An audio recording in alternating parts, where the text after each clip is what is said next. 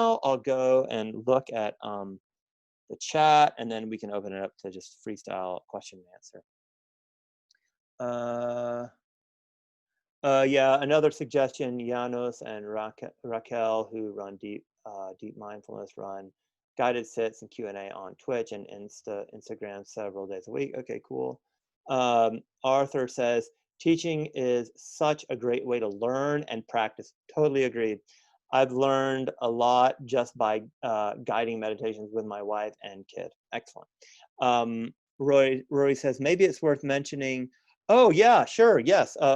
Roy says, maybe it's worth mentioning the home practice program. Definitely. Like, put in their home practice program, put in Google home practice program Shinzen Young. That's an excellent program. It's like a 3-day retreat, and once a month. It'll be, yeah, excellent. Also, I'm doing another doing a 2.5-day meditation retreat on mentalization, which is kind of this quality of, in a sense, knowing your own mind, knowing the minds of others, etc. I'm going to do that with a friend of mine, Evan. That's on my website. You can check that out. Sign up for that. It's free/donation basis as usual. Okay, great. That's it for the new material. What questions or comments are coming up for people? We covered a lot of material there. Hey Cedric, me again. Hey. Um, so talking about like the different kind of mind states that we are in when the practice is going well and we're going every Yeah. day and then we fall off. Yeah. I'm not sure if other people experience this, and it seems kind of like oxymoronic or something, but um, I usually notice the most of my benefits, most of the biggest benefits when I've like fallen off the horse, Oh, yeah. so to speak, where I have taken myself out of that little state and probably have gone a couple of days but then that's when I feel like I really notice a lot of the Yeah. change in me. So I guess would be like how to really balance that to make sure that I can see the benefits clearer while not Hmm. having my practice suffer because of it. This is an excellent question. Okay, firstly, noticing how the quality of your life deteriorates when you quit practicing is fantastic. That's excellent. Obviously, that's a high price to pay, but it's really good. I think I've already mentioned it once today, but one of my favorite expressions for teaching is the Dharma works through contrast. So you you have to see the contrast. Like, people that don't meditate don't know what they're missing out on because they don't have the reference point. So it's actually kind of good. Actually, I've heard this recommended, and I'm not totally endorsing this, but this is a way to do it. You can intentionally stop meditating and notice your life, and it'll, like, when I don't meditate, oh my God, my life. I wouldn't say it sucks, but it's way less easy, and it's a lot harder. So it's actually a totally legit way to notice this.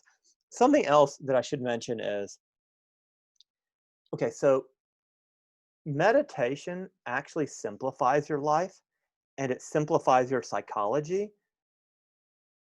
And there's a quality of or there's something about the human mind where you don't notice what is not there. You notice what is there. So in a sense, Matt, what like, it makes better sense. It's natural that you would notice all the, like, kind of like mental chatter and all this activity and all these problems when you've quit meditating, because actually when you meditate, things are a little bit quieter, a little bit easier, so there's less happening. And so it's almost like the fruits of meditation are negative. They're like, there's something that's not there because you get rid of a lot of the static that is there. But the way that the human mind is set up is, you notice what is there, you don't notice what's not there. So that's just something I wanted to say. And the last aspect of this, of the answer, would be, whenever you experience a benefit of meditation, like you feel greater ease, whatever, things are easier going with your colleagues, etc., stop and conceptualize what has happened. Like, I just had a conversation with my mom about such and such subject. Usually I would be really reactive and it would have been a jerk. And this time I wasn't as much of a jerk as I usually am. Wow, okay, mental note. And then another thing is like type it out, like write it in your journal or call somebody, call a friend, like, oh my God, this benefit. And so you want to make it real, because if you don't like concretize it and make it real to yourself, then you forget about it. Okay, those are my answers. Okay. Yes, I want to mention some good skill that I obtain now. It's like something happened in my life and I feel like, oh, I need a little bit of meta. Oh, I need to do a concentration practice today. Oh, see here, feel. And it's this understanding, like what I need and which practice can help me deal with this most is just amazing. Thank you for Yeah, totally. I completely agree with you. And what you're talking about is, what I mainly understand you're talking about is like emotional regulation.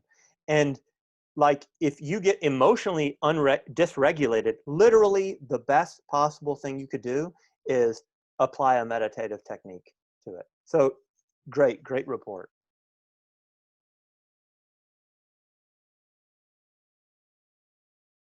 What else is coming up for people? Questions, comments, etc.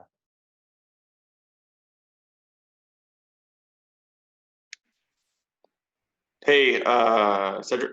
Hey, I just want to say thank you. This is sure. very generous of you. It's awesome that you're willing to do this on your own time and for absolutely no really no cost benefit. It's a beautiful thing. Thank you so much. Sure, man.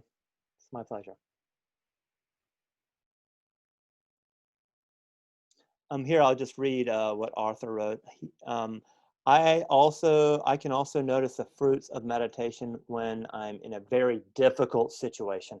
I see how meditation influences my reactions and my ability to cope with it. Yes, exactly. Like, I may have mentioned this phrase already, but this might be from Bruce Lee, I don't know. But there's this expression: you don't so much rise to the occasion. Rather, when you're stressed and there's a problem, you fall back to your level of practice. This is exactly what you're saying, author.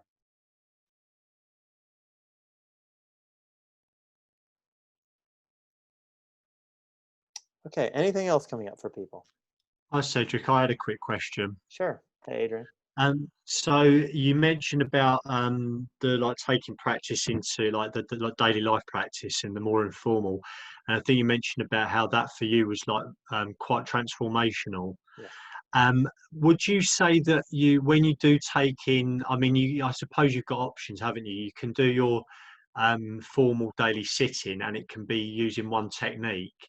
But do you think that it's better to take that particular technique and try and do that in your daily life practice, or do you think just like general mindfulness, if it was just like see, hear, feel, and just doing that without, focusing on something like, auto think or auto walk or Yeah. focus on rest? Do you think just having that general mindfulness, do you think that the benefits come from that rather than having to keep with that same technique that you're using in the sitting practice? Does that make sense? I think so. Okay, so let me see if I'm speaking to your question. So I think one of the issues that you're bringing up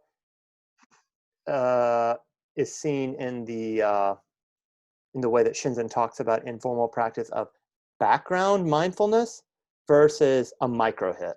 So, for example, if you're in a, let's see here, let's say I always use the same example. I'd like to come up with another one, but I can't. You're talking to your boss and you're stressed, and you don't have enough bandwidth to be doing like a formal practice, like here, like feel. But so you got to focus on your boss, because otherwise it'd be kind of like weird and like, I don't know, some sort of weird spiritual bypassing to be like, okay, I'm not going to talk to my boss and just sit here and meditate. That'd be strange. So what you do is you're like, but okay, cool. I can just have this general sense of concentration. I'm going to concentrate on what he's saying. Also, this equanimity, and with equanimity, it's going to be kind of a quality of peacefulness. You're going to try to like calm yourself down, keep things within your window of tolerance, but also included in equanimity for these purposes is also a quality of openness and receptivity. Like, okay, like receive what your boss is saying in an open, generous, kind way. And then sensory clarity, like, like really kind of knowing what your actual experience is, and like you're actually hearing his voice. So that would be an example of more of a background practice. And then I think the part of your question, I think, is almost more relevant in micro hit terms. Like, so you're doing, let's just say, auto sit, or let's not use that example. Let's use feel rest. So that's your formal practice that day. And then, you're doing like, it's very helpful to think about doing a body of work. So you're doing a big body of work on feel rest. So then it would kind of just make natural sense to be trying to note rest, feel rest, etc., see rest, hear rest, etc., in your daily life, because that's just intuitive. But then I would also not get hung up on it. I was very ecumenical about my practice, but also pretty ADHD. I was just like, I just do kind of whatever would come up, I just do it. And I would say, just do whatever works in the moment. Am I speaking to your question, Adrian? Sorry, yeah, sorry, that does make sense. I've just got to quickly close. Oh no, it's closed. So yeah, it would be a case then of using like a micro hit, say like 3 minutes, when I've like, say for my lunch break, I could do like micro hits of like a not self practice or something, which is something I've been doing recently. But then for the rest of the day, just sort of try and keep a general awareness. So I could do see, hear, feel. Yes. But yeah, okay, that's fine. Because that's kind of the way that I'm trying to do it at the moment. Sometimes some practices are easier than others to like transport into your everyday activity. Yes. And I kind of just fall back on, right, well, I think maybe just general mindfulness and just a general noting when I remember is the best thing to do. But you think that would be a good way to sort of bring the lot more transformative aspects of practice? Definitely. Okay. Absolutely. Like, the harder it is to practice, on average, not always, but on average, the greater the benefits. So yeah, try to bring it to everything. And like I said, like massage it into every part of your life. That's really the way to get the transformation. And then briefly, let me just mention which practices integrate best into daily life. So, breath meditation would generally not be great for daily life practice. I mean, whereas see, hear, feel, very, very versatile. Metta, very versatile. Although the feeling of those two practices when they're integrated into daily life feels different. And, go with your intuition. Like, maybe you're talking to somebody and maybe metta is a more appropriate technique than see, hear, feel, versus maybe if you're like involved in some very sensory kind of experience, then maybe see, hear, feel makes better sense. Also, self-inquiry, which we've not covered in this class, is like the instruction to bring it into daily life is like obligatory when you're explained how to do self-inquiry. So also feel rest is good. Auto walk, fantastic. Auto anything can be super easily integrated into daily life. Okay.